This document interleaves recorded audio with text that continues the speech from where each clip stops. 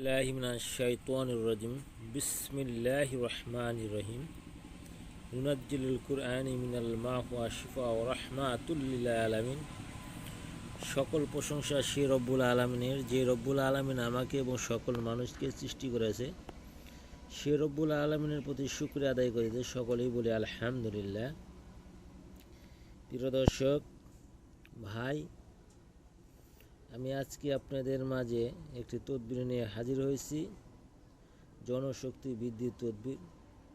যে সকল ভাইয়েরা, যে সকল ছেলে যুবক বয়স অবস্থায় হস্তমেদনের কারণে নিজের জীবনটাকে ধ্বংসের দিকে নিয়ে গিয়েছে, যে সকল ভাইয়েরা যুবক অবস্থায় ধ্বংসের দিকে নিয়ে গেছে হস্তমেদনের কারণে, সে 30 থেকে 35 বছরে বা 18 থেকে 20 বছরের মধ্যে যে বিয়ে করেছে,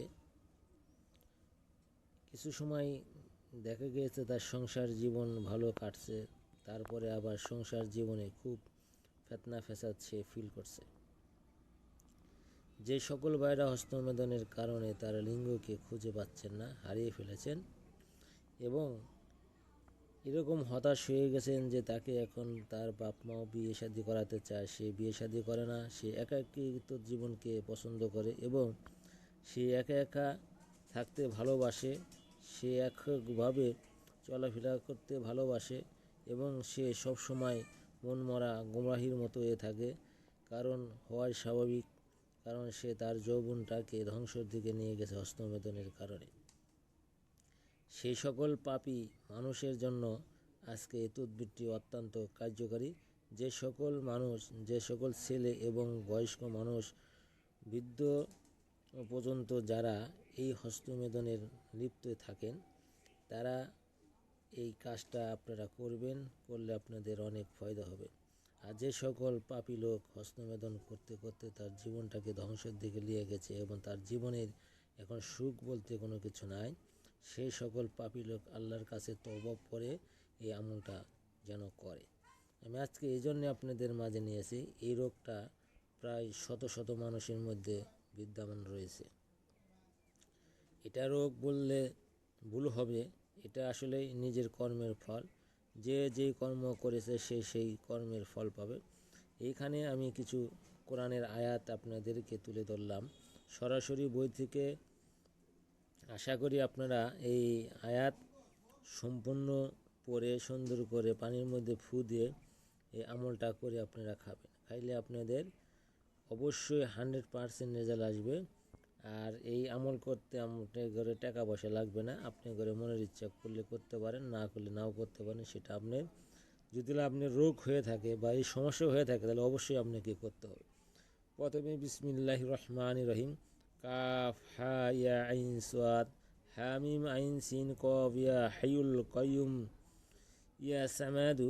আমি আর বললাম না, আপনারা এইভাবে আয়াতগুলো সুন্দর করে পড়ে নেবেন, পরে পানির মধ্যে সুন্দর করে ফু দিবেন, 7টি ফু দিবেন। ফু দিয়ে এই পানিটা আপনারা কিছুক্ষণ রোদে শুকিয়ে দেবেন। পানিটা কিছুক্ষণ রোদে দিয়ে ধুবেন, দিয়ে ধোয়ার পরে পানিটা যখন গরম হয়ে যাবে তখন এই পানিটা আপনি খাবেন। পানিটা খাওয়ার ফলে আপনার 7 দিন পানিটা খাবেন, খাওয়ার ফলে আপনার জনশক্তি দিন দিন বৃদ্ধি পাবে। আর পানি খাওয়ার পাশাপাশি এই আমলটা আপনাকে একাধারে 7 দিন করতে হবে।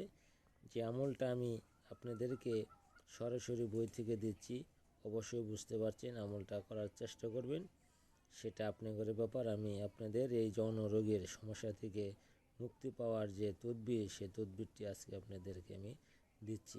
ভালো লাগলে করবেন, ভালো না লাগলে করবেন না।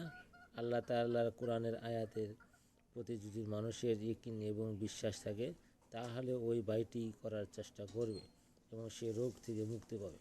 আশা করি যারা আমার চ্যানেলটাকে সাবস্ক্রাইব করে না, সাবস্ক্রাইব করবেন এবং আমার চ্যানেলের সাথে থাকেন। সকলের জন্য দোয়া করি, সকলে আমার জন্য দোয়া করুন। আসসালামু আলাইকুম।